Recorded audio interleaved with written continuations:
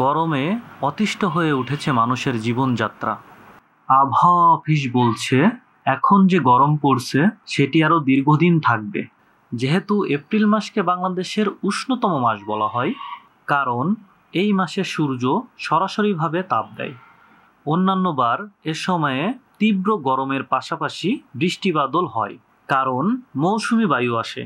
এবার বৃষ্টি হচ্ছে না, তার কারণ মৌসুমি বায়ু দেরিতে আসায়। জলবায়ু পরিবর্তনের ফলে বৈশ্বিক উষ্ণতা যেমন বেড়েছে, তেমনি মাটির নিচে যে পানির স্তর সেটি অনেক নিচে নেমে গেছে, যার কারণে সারাদিন মাটি যে তাপ শোষণ করছে, রাতেও সেটা ঠান্ডা হচ্ছে না। এজন্য দিন এবং রাতের তাপমাত্রায় খুব একটা তফাৎ দেখা যাচ্ছে না। আবহাওয়া অফিস বলছে এবার যেহেতু টানা তাপমাত্রা বেড়েই চলেছে, সেজন্য জলবায়ুতে জলীয় বাষ্পর পরিমাণ অনেক বেড়েছে। এটা মানুষের জন্য অস্বস্তির কারণ হয়ে দাঁড়িয়েছে। এবছরে প্রচণ্ড গরম, আমার জীবনে এত গরম দেখি নাই। গরমে তো মনে করেন যে অসুস্থতা, খাদ্য কোনো জিনিসই ভালো লাগে না, অসুস্থতা মনে হয়। গরমে আমরা বের হতে পারতেছি না, হাত পা জ্বালাপোড়া করে, ছায়ে বসে থাকি, অনেক খরচা, শরবত খাইতে হয়, অনেক কিছু খাইতে হয়, ইনকাম কমে গেছে। কারণ আমরা দোকানে একটু ছোট ব্যবসা করি, দোকানে সেল দেই, দোকানের দ্বারা অনেক বন্ধও রাখছে এবং তারা অন্য পর্যায়ে মানে শরবত বিক্রি করে, মানে মুদির দোকানগুলোও অনেক আপনার খোলে না, মানে 12টার পরে বন্ধ করে দিয়ে।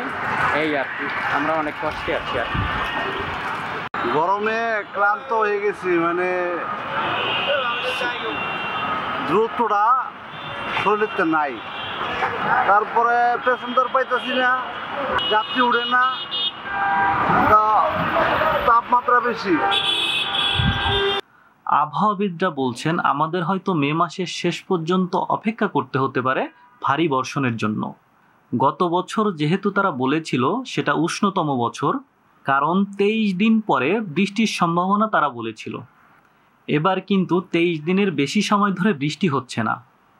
এজন্য গত বছরের তুলনায় তাপমাত্রা বাড়বে বলে তারা জানিয়েছেন। এই তাপদাহ যেমন তীব্র লম্বা সময় ধরে থাকছে, তেমনি করে বৃষ্টি শুরু হলেও ভয়ের সম্ভাবনা থাকতে পারে বলে তারা ধারণা করছেন।